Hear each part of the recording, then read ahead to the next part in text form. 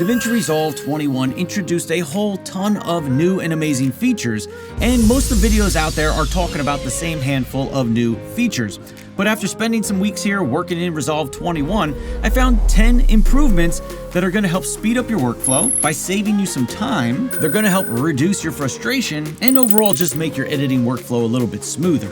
Today's video is sponsored by Artlist, and we'll talk about them in just a little bit. But first, let's jump into this one feature that we now have that I wish we had years ago. Jumping into DaVinci Resolve 21, currently I'm in the Edit tab right here. And the first thing I want to talk about is the Match Frame finds source media for nested clips and multicams. So we've always had the Match Frame tool where we could come to a point in our timeline, for example, right here, and we could click on this little icon over here and it's going to match the frame for us. And it always did that when you had clips that were not nested clips or compound clips or multicam clips. It didn't work with those two. Now it does. So if I go ahead and open up my second viewer here, I just have a random clip clicked in my source viewer here. So let's say I want to find this clip. I can just come over and click on my Match Frame tool right here.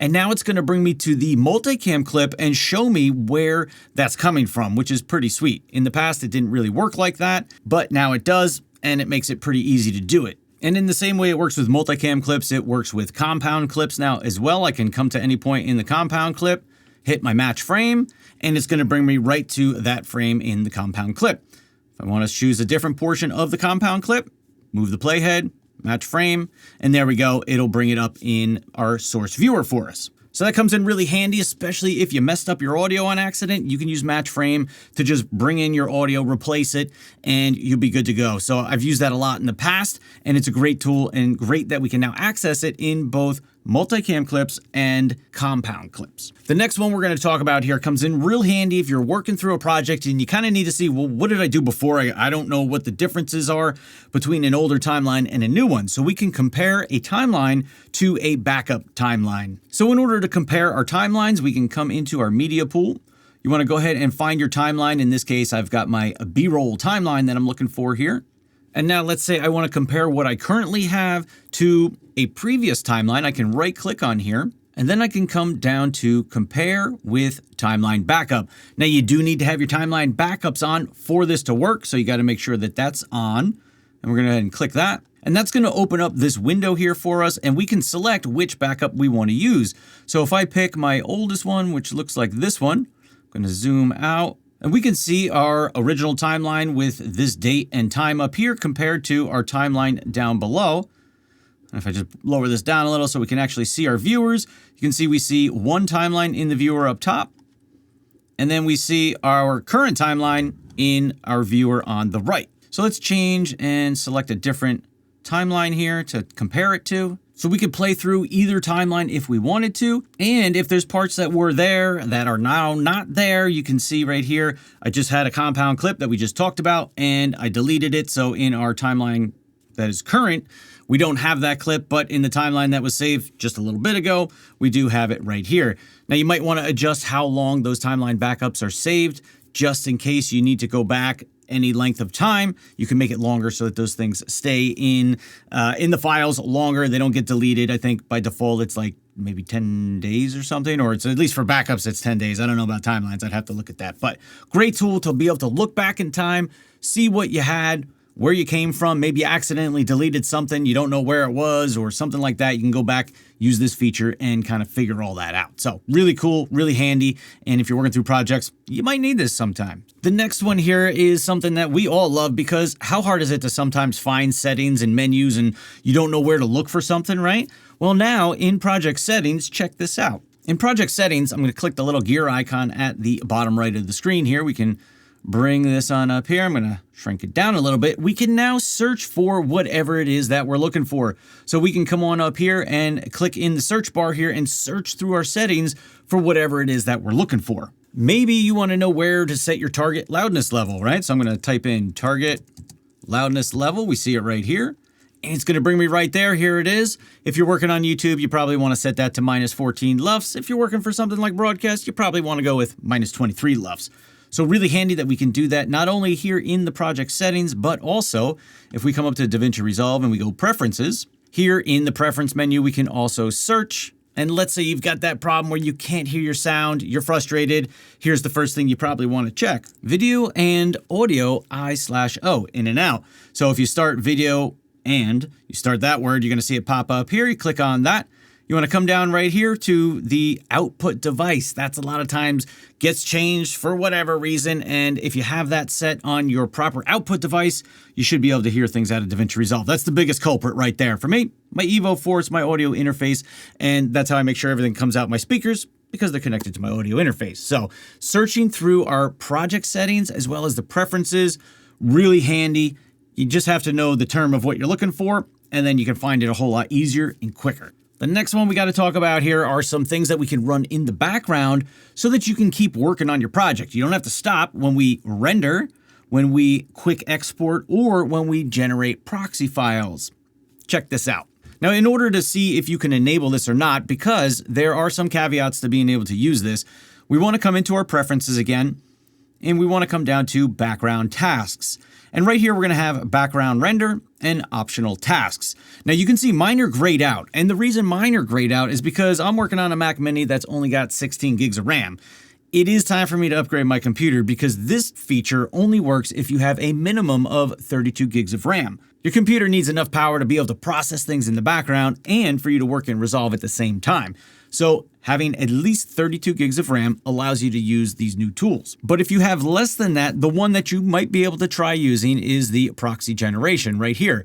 Now, I don't create proxies all that often, and I probably wouldn't run them in the background because I think it would bog down my machine too much. But as soon as I upgrade, I'm going to go ahead and enable these and give them a try because I would love to be able to work on a project while I render out another project, instead of having to sit here and wait or go do something else for a while DaVinci Resolve is tied up and rendering out a project. The next update here is one for us audio people. If you love Fairlight like I do, you're going to like this one. So when it comes to organizing our tracks, when it comes to sound effects or music and sound design, we can have tons and tons of tracks, right? And you might want to group those together. So check this out. So inside of Fairlight here, I've got a bunch of tracks. If I open my index here and look at my tracks, you can see I've got 11 audio tracks. And now I'm able to group these together into a folder. And that's just going to help you stay organized a little bit better. So in order to add tracks to a folder, we can select them over here in our timeline by using our Shift or Command key, or Control key if you're on a PC, if you want to select, opposite tracks or something. Let's say I want to do the first 4, so I'm going to use my Shift key to select 1 through 4. Then I can just come anywhere in here, right click, and we can say add tracks to a new folder. And boom, there's our folder. And let's say maybe this is dialogue. And then let's say our next group here, the next 4 tracks is sound effects. I'm going to say add tracks to new folder. Let's just say this is sound effects. And you can go through and add as many tracks as you want into a folder. And if I look over in my index here, we can kind of see what's inside my folders now too. Kind of comes in handy, right? And if you want to close up the folder, you can close it up by clicking the little arrows here. You can change the color of the folders or the track, so that way everything kind of looks a little bit more consistent for you. Maybe you've got sound effects one color, music another color. And you can see I even put a folder in a folder here. I didn't mean to do that, but you can do that if you wanted to. And then you can always drag your folder out. So now my sound effects folder is not inside of my dialogue folder. And you can have as many folders as you want. Just comes in really handy when you're trying to organize and keep track of tons and tons of audio tracks. Speaking of saving time, today's video is sponsored by Artlist. And we mostly know Artlist for their music and sound effects and their stock footage libraries, but they've taken a big leap into the world of AI lately. And one of their newest updates includes unlimited AI generations using their new AI tools. And that means you can experiment endlessly with different kinds of AI creations on their website without having to worry about how many credits do I have left. One thing I like about Artlist AI tools is that you're not locked into the first result. For example, I started with this commercial concept, but what if the client wants a different wardrobe, a different location, or maybe a completely different creative direction? Instead of starting over, I can quickly generate new variations and refine the concept. And once I find the version I like, I can even animate it into a video shot with realistic camera movements and motion. It's the fastest way to explore ideas, iterate on concepts, and move from an initial brief to something that's much closer to a finished production. So whether you're generating concepts, working on creating assets, or combining AI and real footage, the whole idea here is to be able to help you get from your idea to a finished product quicker. If you'd like to learn more about the unlimited AI plan, check out the link in the description below, and a big thank you to Artlist for supporting and sponsoring this video and my channel as they have for many years. The next update that's not really talked about too much is probably one of my favorites, and that is spell check. Because I'm a terrible speller, there's so many videos that I've made where somebody's like, hey, you spelt that wrong. And now we've got spell check across any of our text features or text tools. Check it out. Let's say you drop some text in your timeline, you type up whatever you want in the text box up here, and I'm not good at spelling. It's very true, I'm terrible at spelling. But if we look in our text box, we can see we've got the little red squiggly line there. It tells us, hey, you messed up, you spelled something wrong. We can right click on here, and then it's gonna give us suggestions on what DaVinci Resolve thinks it should be. You can say not, and there we go. I'm not good at spelling, but now I'm better at spelling because we got spell check here in DaVinci Resolve. The next feature is being able to fade in and out subtitles. Check this out. So in Resolve here, I'm in the Edit tab, and I created some subtitles on top of this little video clip, and here's what that looks like by default. Did you just hear that? I heard something over there. I don't. Yo, I'm out of here. But we can now fade those in and out really easily. If we take a look at our clip, you now get the handles on either end of your clip, and we can drag them in or slide them in to create whatever kind of fade we might want. Gonna drag this one way up, and here's what it looks like with a little fade in and fade out. Did you just hear that? I heard something over there. I don't. Yo, I'm out of here.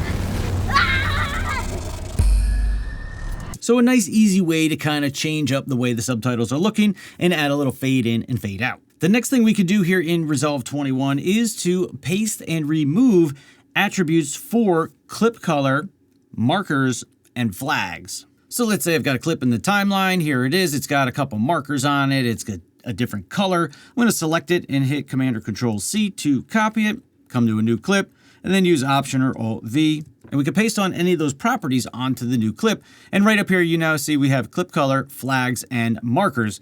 So you choose whichever ones you want. Go ahead and hit apply.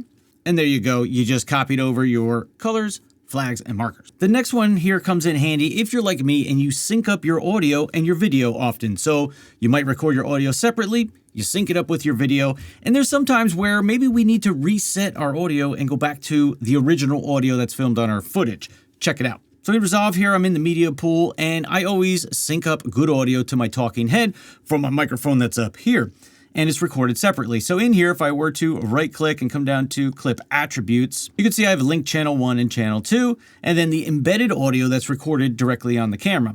Well, let's say maybe I even had more going on there, and I need to reset it because either things are out of whack, or I just need the original audio, or I'm not sure what's going on, and I want to go back to the original audio of my audio clip. You can just come to your clip, you can right click on it, come on down to Reset Original Audio Configuration. It'll pop up this little message, resetting the audio configuration state will remove any synced files and restore the audio to the original state stored in the clip. So you would just go ahead and hit reset. Now I'm not going to do it because I don't want to reset it on here, but if I needed to reset the audio or resync something up and it was out of whack and I couldn't figure it out, I might use this option to reset the audio of my video clip to the original audio and just kind of start over from scratch. And the last one here is being able to customize clip and project poster frames. So you might not be sure what that is, but check it out. So when you're in your media pool and you see these little thumbnail images, that's the poster frame for the particular video clip in this case.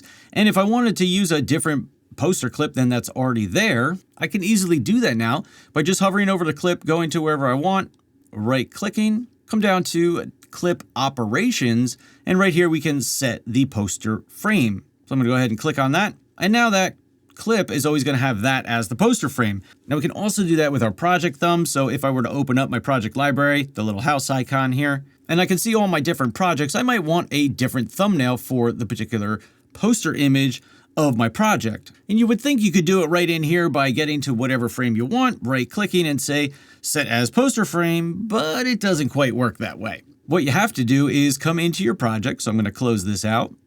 You have to find your timeline where you might want to use an image from, or it could be any video clip, doesn't really matter, whatever you'd like. Let's say maybe I wanted to use this clip right here. I can right click on it, and you would have to do it in here. Come down to clip operations again, and you can set the project poster frame. So I can click on that. And now if I were to come back to my project library, for this project, that's now the poster frame that I chose. So just a little small improvement there on that last one, but something that comes in handy because I want to be able to just glance at my project and know what's going on in there, maybe help jog my memory with a poster image there that makes sense to me. So while these updates we talked about here today aren't the big fancy wow factor updates, I do think that they will help you when you're working in DaVinci Resolve, just quality of life kind of things and things that'll help you when you run into certain problems and things like that. So did you know all these? Which ones did you like the most? Comment down below, let me know. A big thank you to Artlist for sponsoring today's video. Again, if you want to check out the unlimited AI plan, I'll leave a link down in the description below. You can go check that out. And with that said, I'm off to make more videos for you guys, and I will see you in the next video. Peace.